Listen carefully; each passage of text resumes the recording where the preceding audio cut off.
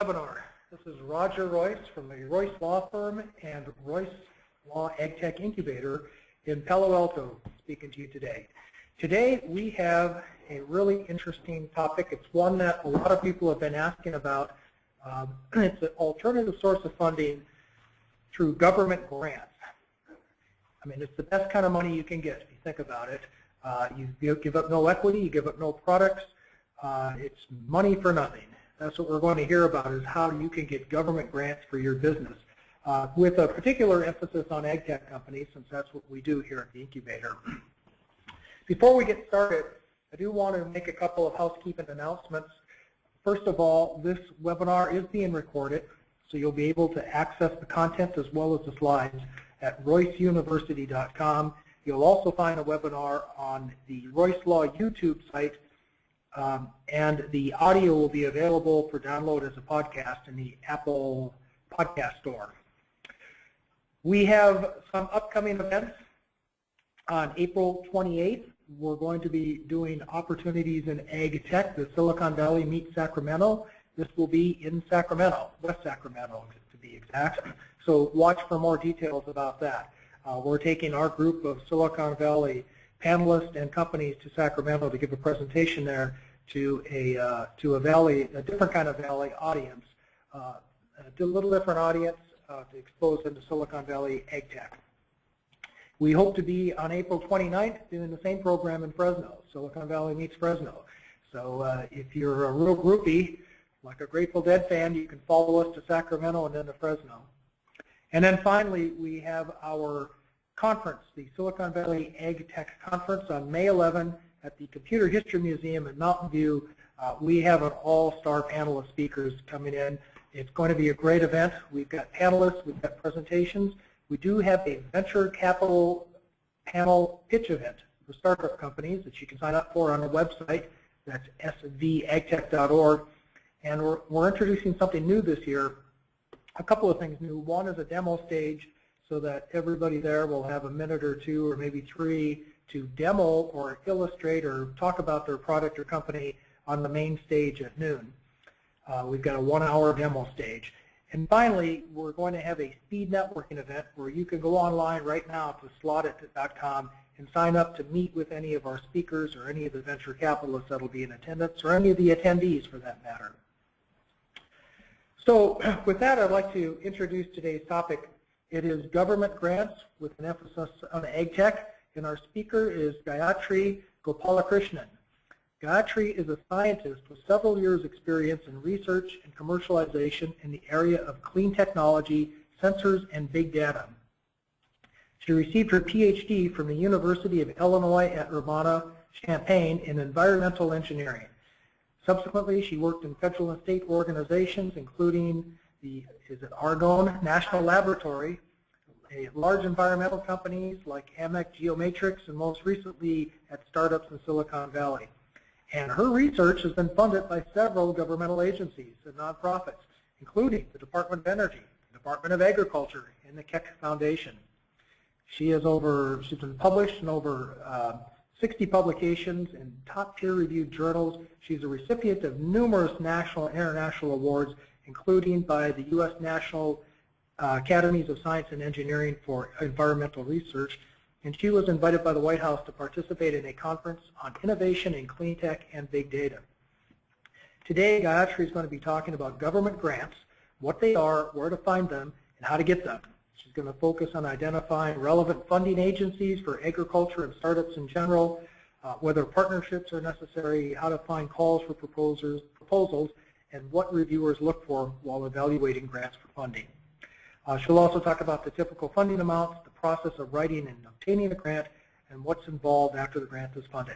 You'll notice in the right-hand corner of your screen there's a dialog box. If you have questions during this presentation, please type them in. We'll try to get to them throughout the next hour. If we don't, we'll follow up with you offline. And with that, I'd like to turn it over to you, Gayathri. Thank you, Roger. So when we first started talking about the seminar, we started talking about whether it really is money for nothing and what it actually takes to get a government grant. As someone who's dealt with getting government grants, I wouldn't say it's money for nothing, but you certainly don't have to give up equity, as Roger was saying, which is probably a big deal. So why exactly do you want to listen to me? As I've been spanning two different areas. So as a research scientist, I've been working with clean technology.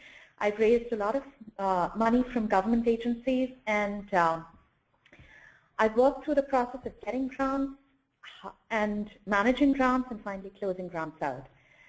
I'm also working as a data scientist at VC-funded startups.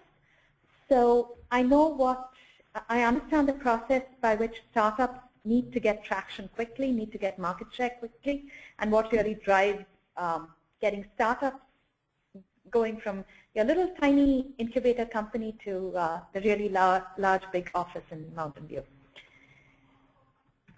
So what startups are most familiar with, especially here in the Valley, are VC funding. So you're used to going with seed stage with really when you're looking at the concept and looking at how much, maybe raising about 50K or 25K just to prove your idea, and then going to the angels, raising a few $1 million, and then going on to the various VC rounds, stage your round A, round B, and so on and so forth. So when you have all of these different stages and different possibilities, why would you actually be interested in getting government grants? So other than Uncle Sam wants to give you money instead of Uncle Sam wants to take your money, given that it's tax season, why would you actually want government funding? So the first part is that instead of going to friends and family or your initial seed round, approaching the government for funding can actually give you a sufficient runway, about a year and maybe even 2 to 3 years. And you can do that without giving up any of your equity, without having to give up any of your product ideas, or having to give up any of your equity in your product. It also, especially in the clean technology and the ag tech areas, and in general, it increases credibility, especially for small companies. If you can go out and you can say that the Department of Agriculture funded your idea, and it's been peer-reviewed, and people think that the top researchers and the top agencies think that what you're doing makes a lot of sense, that helps not only in subsequent VC funding rounds, if that's the path that you choose, but it also helps in increasing your customer base. And this is increasingly true in the ag tech field, because a lot of the farming community in general is very familiar with the government. They've dealt with the USDA, they've dealt with the US EPA, they've dealt with regulations, they're very familiar with the USDA helping them out, providing them with information. So if you can say that, yes, I was funded by the US Department of Agriculture, and these are my and they are my partners, or they're investing in my idea, that brings credibility to the farming community, and that helps the farmers understand that no, you're not just some geek sitting in Silicon Valley who's come up with this idea and you're going to mess up their entire planting season, but you actually have solid support and you know what you're talking about. So how does this whole process of getting funding work? Do you have to go to Washington and stretch out your hand and they just drop it magically into your pocket? It would be nice if it was that easy, but unfortunately, it doesn't work that way. So the good thing is you don't have to go to Washington to get it, but you do have to spend a sufficiently large amount of time working on how to get this money. So the way government funding works is that various agencies, like the US Department of Agriculture, the Department of Energy, FEMA, they have their allotted budgets, and they have different priorities. So they send out a request for proposals that addresses specific priorities. Now, those may be priorities like we want to figure out how to mitigate the impacts of drought in Central Valley. It may be something as esoteric as we want to use drones to map how the harvest is doing. But they have very specific goals, and the idea is that your proposal and what you want to do has to fit that particular goal. And then when you work through the process, the government agency will award that money to either a company or a university or whichever other, or a nonprofit organization. The amounts can, as I've mentioned before, they can range from $25,000, $50,000 to several $1 million, depending on which phase of your startup is in. So this is not very different from your classic VC funding model. If you're in the seed stage, you would be getting a smaller amount because you're trying to prove the concept.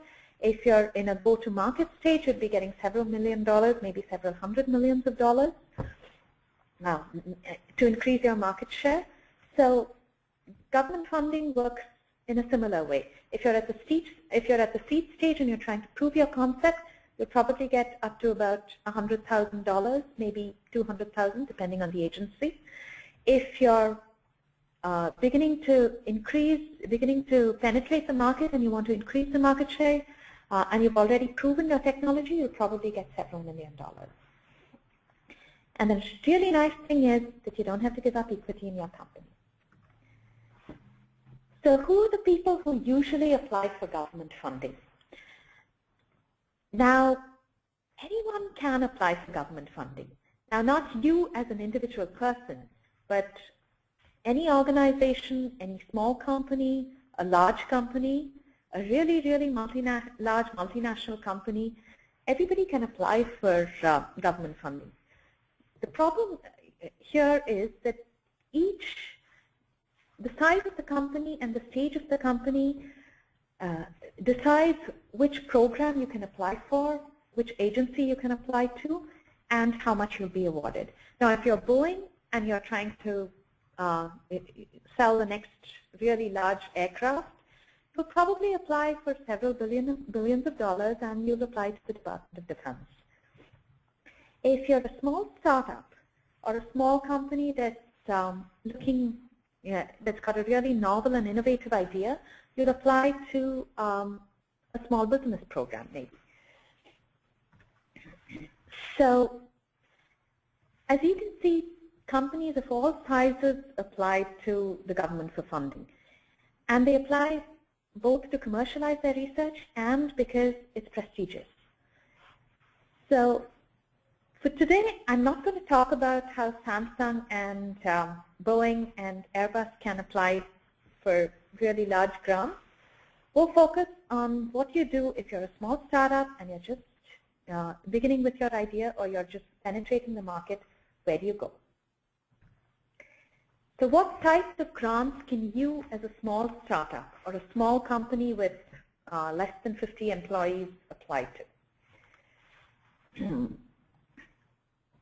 If you are doing research and if you are partnering with universities, you could apply for research grants. Now these grants are typically awarded to universities and research organizations, research institutes like PARC, the national laboratories. So it's not a very successful strategy to apply to them unless you have a partnership with a university and you're going to be a subcontractor or you're going to be consulting for them. The more successful and the more popular route of applying for grants are grants for small businesses. Now these could be businesses that have been around for a long time. They can also be startups. So if you've been around for a few months, less than a year, and you've got a really great idea and you're incorporated, you have a company. Now that is important because you can't just apply to it and say that I'm going to set up my company. You have to have all the paperwork and you have to have your company structure set up in place before you can apply to these. Then you would apply to a small business grant. The other interesting opportunity are grants where technology gets transferred from universities or national laboratories to smaller companies and startups in order to commercialize research. And this, again, is a great avenue to explore if you already have an existing partnership. So if you've been at Stanford and your professor or you've worked on research with a faculty member that you think is a really great idea and can be commercialized, this is probably a good avenue for you to pursue. And finally, there are the moonshot grants. So these are typically from agencies like DARPA, and we all know DARPA, which gave us the internet, or ARPA-E, which is administered by the US Department of Energy. And these are the grants where they want you to be as crazy as possible. So how far can you push the boundaries? If you're a small company and your ideas are really, really innovative, have never been commercialized, probably have been thought of, but people don't think that it'll go anywhere. But you can show that you have a prototype or you have a working algorithm or something that can take it somewhere. Then these grants are the things that you should be looking for.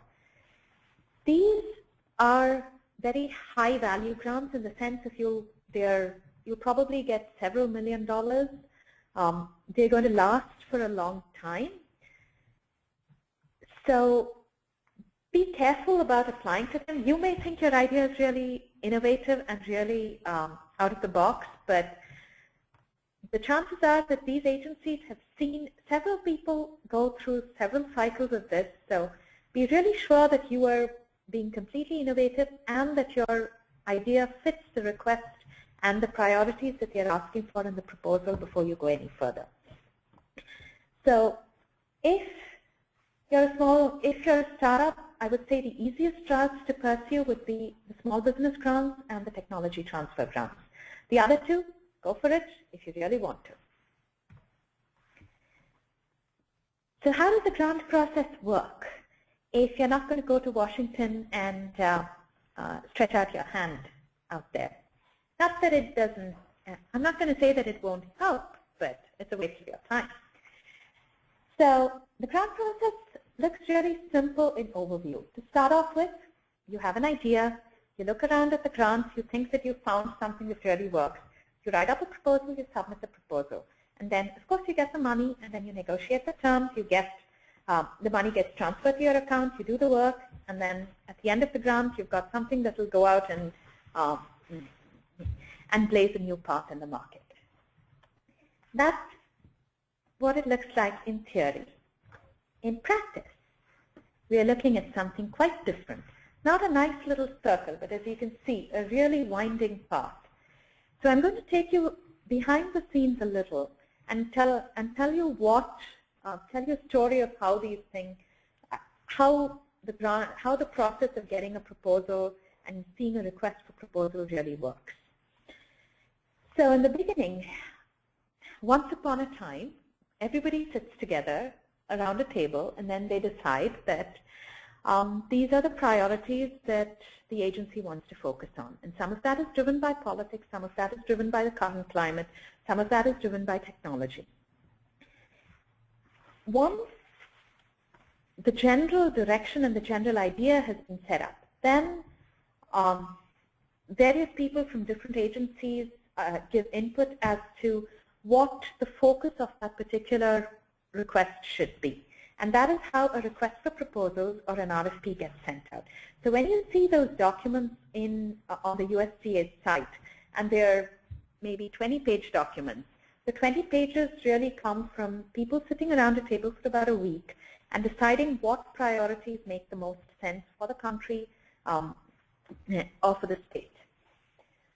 Once that's done and the RFP is out in the public domain, that's when all of us sitting on this side of the table get to see what exactly we are looking at.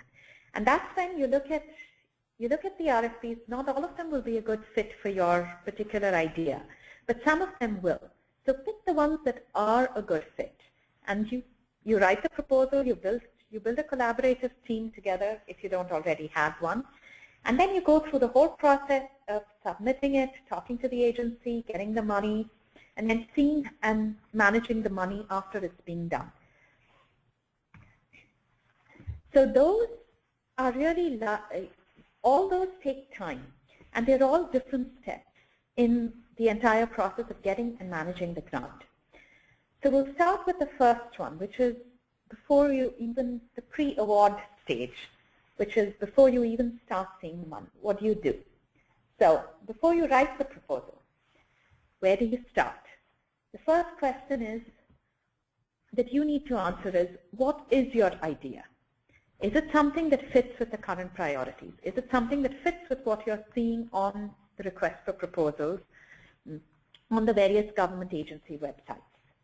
And if it is, does it need government funding? So if you're a software startup and you already have a lot of traction in a few months, you probably don't want to spend 3 to 4 months writing a proposal and spending the time to manage the government funding. You may just want to go straight ahead and acquire more customers or proceed along the VC route. If you're bootstrapping your company and you think that you are most likely to be successful getting more customers, then you may not need government funding. So think about that priority first. What is your idea, and do you really need government funding? If you've decided that you do, the second question that you need to answer is, which federal or state agencies work in this area? So the U.S. Department of Agriculture for ag tech, the U.S. Department of Energy if you're looking at renewable energy systems. Those are the ones that are most likely to have requests for proposals that fit your particular idea and that you're likely to win. And then finally, once you've identified the agency, you go and look at their website, and you go and look at a couple of other websites that I'll talk about later, and see if there are any calls for proposals that are out there right now that look like a good fit.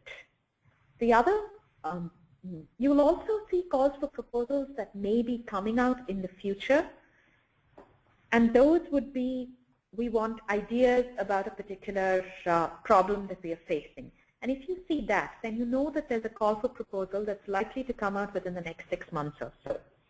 So if it's there, and you've decided that your idea needs government funding, then you start going from there, which is,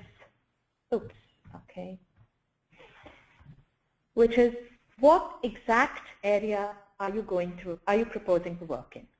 So now we've gone from the broad agencies, which is, I want to work in agriculture, I want to work in energy, down to the specific, to the more narrow problem, which is, do you want to work in water? If you want to work in water, the US EPA and the USDA are good candidates. If you're looking, do you want to work at soil conservation? Do you want to look at harvest, at increasing harvest, at helping farmers improve their commercial systems? In that case, the USDA, the NRCS, which is the National Resource Conservation Service, those are great candidates. If you're playing with drones or with robots, you may want to expand this a little bit and think about going to the Department of Defense. If you're looking at weather informatics and giving data on how weather-related events are going to impact commercial harvesting or food production, or are going to impact how much the nation will spend on food production, then the Department of Homeland Security is actually a good idea. If you're interested in looking at hydroponic systems, you can actually be really creative, because NASA might be interested, since they're looking at how do you grow food in the space station. So think not just about the usual suspects, but think about how your particular problem affects the agency and the country's priorities, and go with that. So once you've done that, what type of grants should you be looking for? So the first question is, which stage are you in? If you're in a proof of concept stage, look for grants that say that we are looking for proof of concept, we are looking for phase 1 type grants. Those will typically be a few 50,000 to 100,000. If you've got a prototype, you've got a slide, you've got a small market, and you're looking to increase that market, look at grants that both have a phase 1 that you can get through very quickly, maybe in a few months, and have a larger phase 2, which may last for about 2 years or so, but come with maybe $8 million or $10 million in funding. If you've already got a large market share and you're looking to grow that and become really viral, I would suggest that you forget about government funding and go the VC funding route at that point. The second question that you need to answer is, do you have any partners? And if you do, these partners could be universities or national laboratories, then the type of grant that you would apply for, as I mentioned earlier, will be different. So if you're a typical startup and you're not going for moonshot grants, you're not going for really crazy stuff, then the easiest parts, as I mentioned before, are the Small Business Innovation Research grants, the SBIR grants, and the Small Business Technology Transfer grants. These are the STTR grants. I would also, as I mentioned earlier, look at the different agencies' websites and see if they have any targeted proposals that are specific to your area. For example, a few months, sometime last year, the Department of Energy had a proposal out that was looking for methane monitoring techniques for agriculture. If you already had a methane sensor, now this is not an SBIR grant or an STTR grant, but if you were a company that already had a sensor, that would have been a great grant to apply for. Up here now on my screen, I have a list of all the agencies. There are at least 11 agencies that have SBIR grants and about 5 to 6 that have STTR grants. So take a look at those, take a look at each of the agencies, and they all have their own specific proposals, and decide which one works best for you. Just as a reminder, both the STTR and the SBIR grants focus very heavily on commercializable technology. So that means that this is not basic research. This is not research that you're conducting in a laboratory with the hope of building a product. If you're doing that, then you should be applying for a research grant. But the SBIR and the STTR grants are grants where you already have a product or you're really close to building a product. And that is a product that has a definite market and can be commercialized. And if you have those, then these are the best to apply for. Just as an interesting side note, there was about $2.3 billion available in 2009 for SBIR and STTR grants. So just think about those numbers when you're deciding what grants to apply for. Where would you find information on all these different grants? Now, 11 agencies, they all have websites. You have to navigate the websites. Not all of them are very easy to navigate. So where would you find the information? The easiest way to find information on the proposals is to go to the website grants.gov. On this website, all the requests for proposals by all agencies are up and available. And these are all the requests that will be coming up and will be due within the next 3 to 6 months. So that should be your first stop. If you've looked at those, your second stop should be, and you've identified the best proposal that you want, the best the proposal that looks like the best fit, then your second stop should be to go to the agency website and see if there's more information. Sometimes what is available on grants.gov's website is just the request for proposal, but each agency may add more information. So, for example, the methane monitoring proposal that I was telling you about earlier, that just had the request on grants.gov. But if you actually went to the ARPA-E website, they had a large list of interesting technologies, a large list of of priorities that they were interested in that would also help you narrow down and make your proposal and make your chances of getting funded that much higher. So now that you've identified the proposal, you've identified the agency, you've decided that you want to go after this proposal, we come to the big question, which is who's on your team, or who's going to do the actual work of writing the proposal and then getting the funding. Now, much like in the VC world, the team is a very important part of your government-funded grant. It's important not just in who does the work, but it's also important in getting the grant. If you have a team that looks like it's been in this area before and they know what they're doing, you're far more likely to get funded, as opposed to if you have a team where everybody is new to the area and nobody's worked in it before.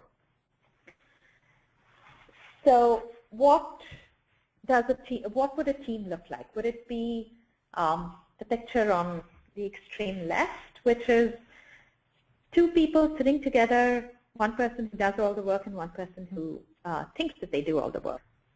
Or would it be everybody sitting around the table with multiple collaborators, multiple people doing work, multiple people being part of the team? If you want to be successful in getting your proposal funded, I would forget about doing single person or two people proposals.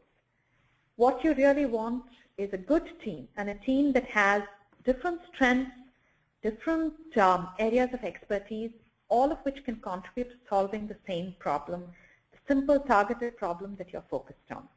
So as an example, if you're looking at using drones to track the harvest, you would need somebody who has hardware expertise.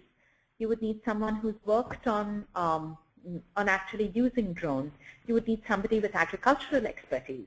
If you can put at least those members of the team together, you have a really good chance of impressing the reviewers and getting your grant funded.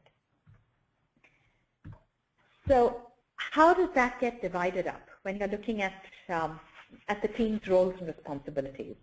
You start with the principal investigators. Now, these are the people who are either the CEOs, the CTOs, or have PhDs and are the core members of the team. So these are the people who build the research, build the proposal, build the instruments, and know what they're doing. They can manage the grant and they supervise other people. You also could have collaborators working with other organizations. So for example, if you're working with a national laboratory, you could have scientists who are working there. You could have faculty members at Stanford University, for example, who would be part of your team and who would contribute their own expertise. You then come to the technical staff, who are the people who actually who would actually be doing the work.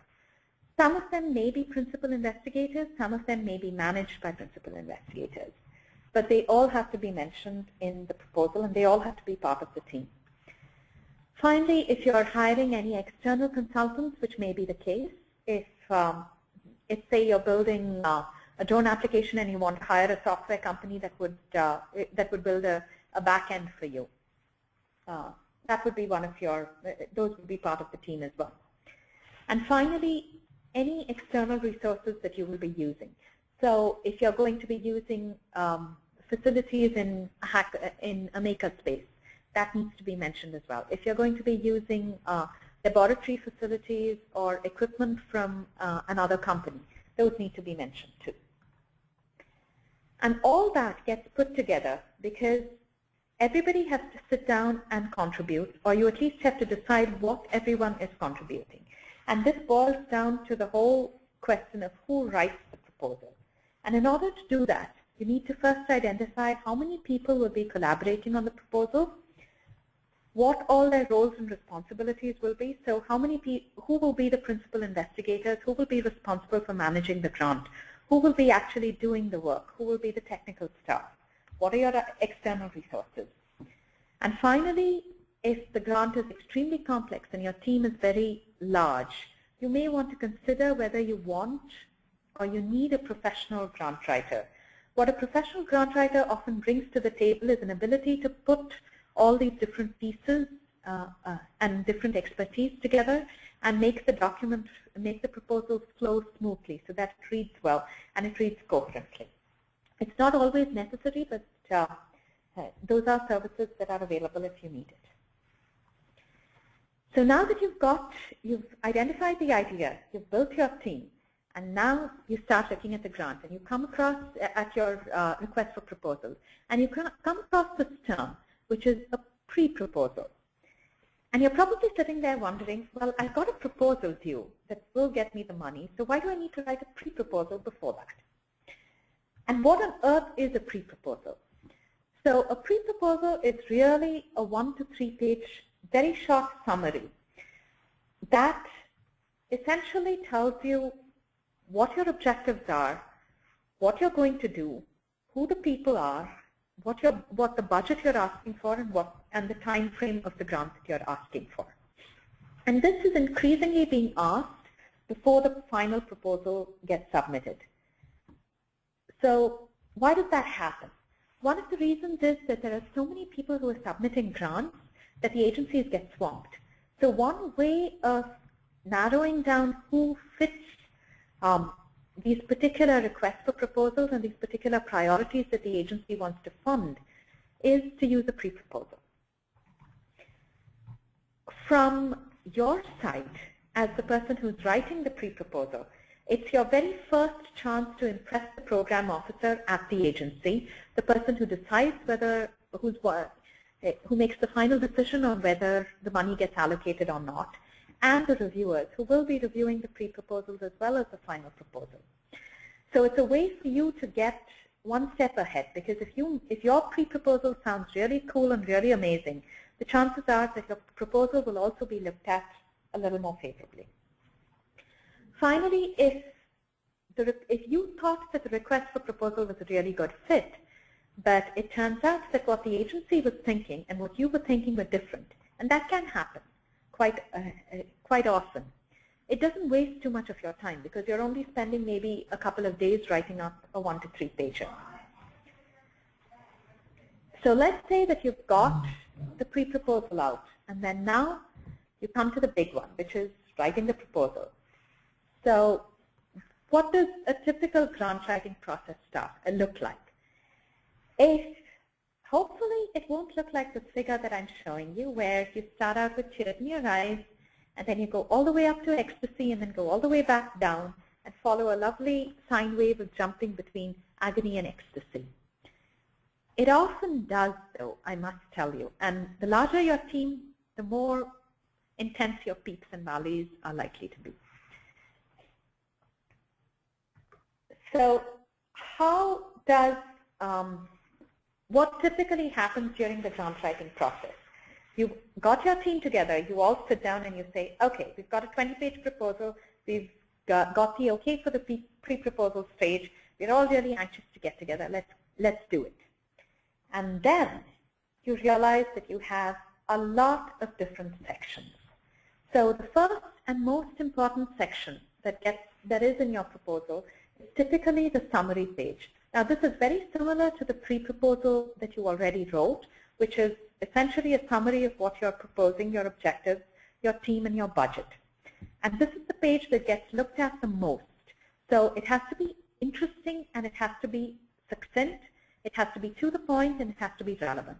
If you can meet all of those, you're halfway there. The second section is typically the introduction and objectives, and this is where you elaborate a little bit more.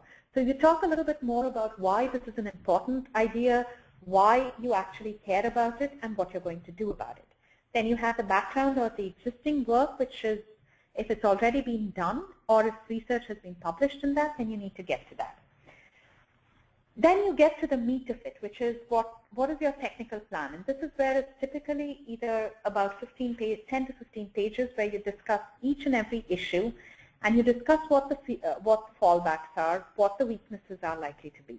You would then come to the financial plan, and an IP plan, which is very important for an SBIR or an STTR proposal, and then finally to budgets and timelines. And while you're doing all that, don't forget your references, because a lot of reviewers do not like proposals without references. I would suggest that you start this as soon as possible so that you can actually, minimize the last minute stress. And in that, on those terms, remember to leave at least a day because for submitting your proposal, because grants.gov gets temperamental, and on the day of the proposal submission, so many proposals are getting submitted that the website can frequently come down. So remember to leave some time for that. So once your proposal has gone through, has been submitted, what happens? It typically goes through a review stage, and this is a multi-stage process where you first have technical reviewers who look at it and provide a peer review-based evaluation and ranking. Then it goes to the programs and the institutes, which decide whether these proposals fit their goals and their budgets, and if they do, they make recommendations to fund it or not. And then finally, the agency decides based on their budget and their budget constraints whether they are actually going to fund it. So who reviews these proposals? You get a large number of people from academia. You can get people from nonprofits, and for SBIR and STTR proposals, you typically get about 10 to 20% of your reviewers will be from industry. The reviewers are expert in their particular field, but not all of them will be experts in the particular idea that you're proposing. So make sure that your idea is something that someone who's working in the field can understand without getting overwhelmed by the details. Now, I've got a really long list of criteria, but that reviewers look at. But the essential ones are: does the proposal meet the goal? Does it have commercial impact? Is the team good? Does the team know what they're doing? Will the method actually work? And does everyone have the resources and the ability to complete this particular work? If all of that makes sense, then the reviewers rank the proposals from low to high, with the high rankings being exceptional, outstanding, and excellent, and the low rankings could be as low as being poor. So if you have a lot of review comments that say that your proposal is outstanding, you're probably going to get funded. If you have a lot of comments that say that your proposal is fair but it has a lot of weaknesses, then the chances of funding are reduced. So after the review process has been completed, you either get funded, in which case you've got dollars coming your way, or you're rejected, and you have a sad kitty sitting beside you. So if you have been rejected, what do you do? Remember that it's not personal. The RFP typically gets several hundred proposals and can only fund a few of them. So think about it. Maybe your proposal wasn't a good fit. Read the reviewer's comments, decide, and you can decide whether you were an outstanding proposal and they just didn't have that much money, or if you were a fair proposal and you were really far off from that. And then you can choose whether or not to submit the proposal to another agency or at the next round.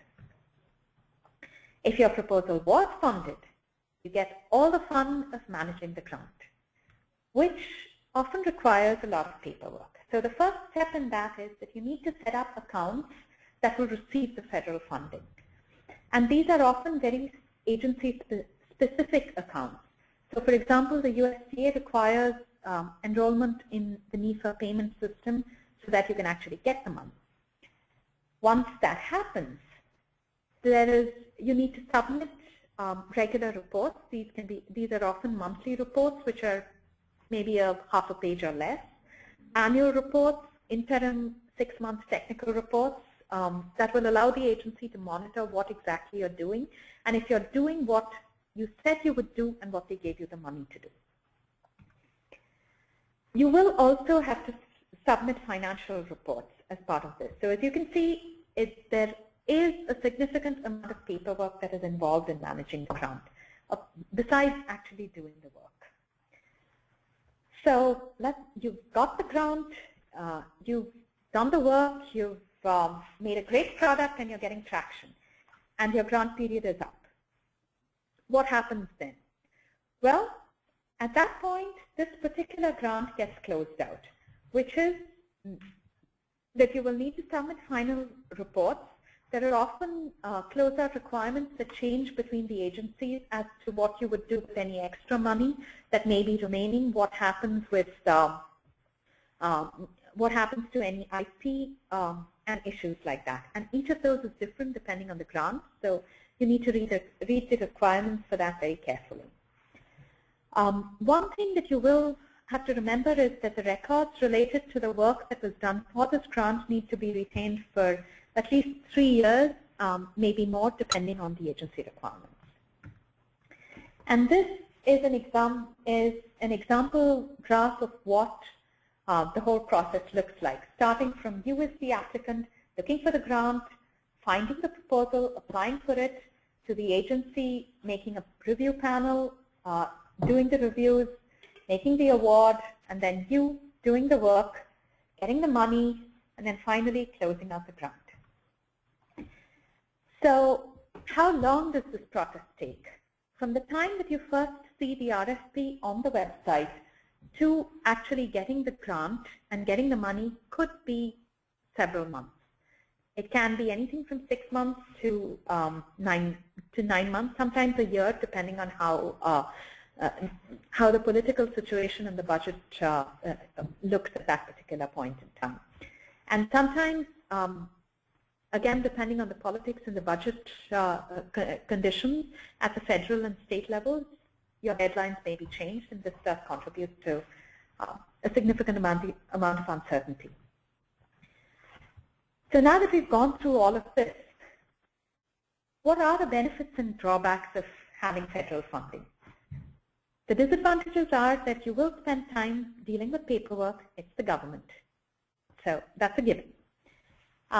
There is a time, and there will be time between submitting your proposal or even looking at the RFP to actually getting the funding, and you may decide that that time would be better spent acquiring more customers. That again is a decision that depends on your startup and your conditions. The advantages are you don't lose equity, you're going to get runway, and there's definitely a lot of prestige and access to customers, especially in the ag tech and clean tech spaces, where your customers are used to dealing with and comfortable with dealing with government agencies.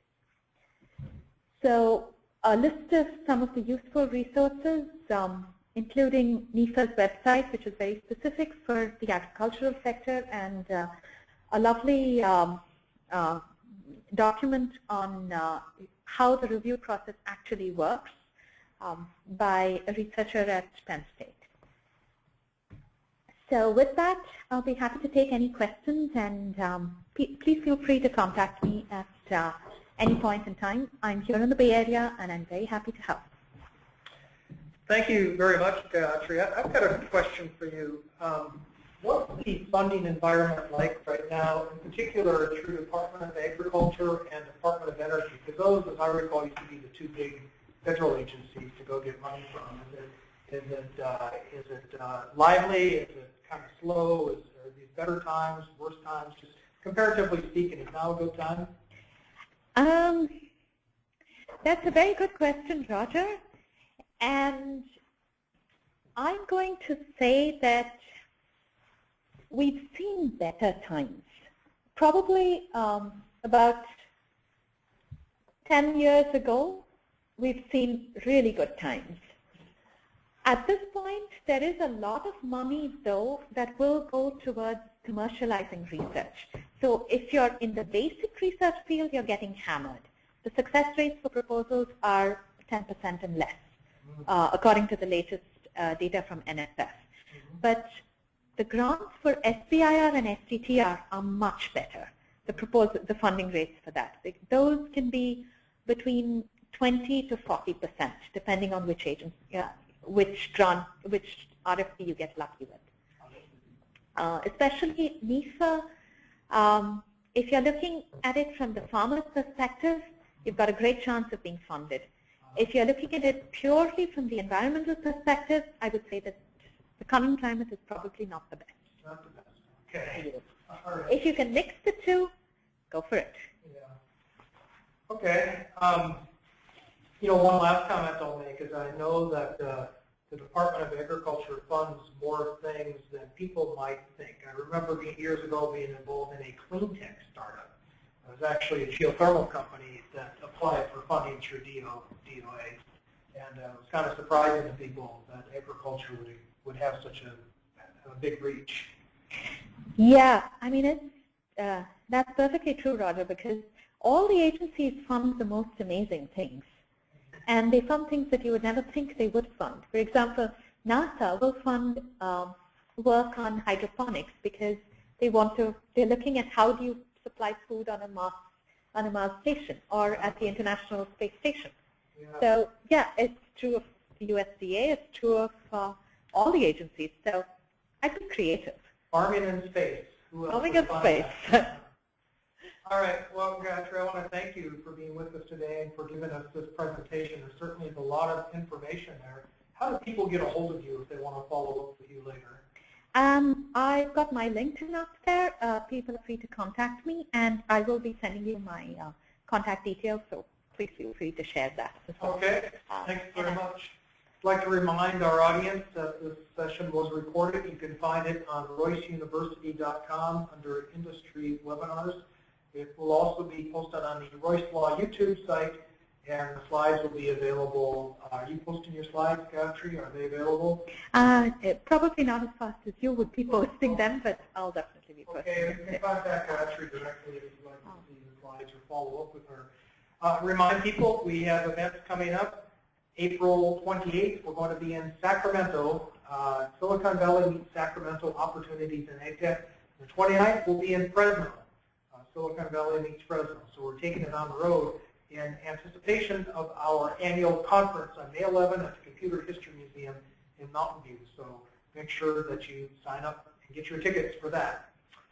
So with that, I want to thank you again, Gayathri. I want to thank the audience for attending, and we'll now conclude the webinar.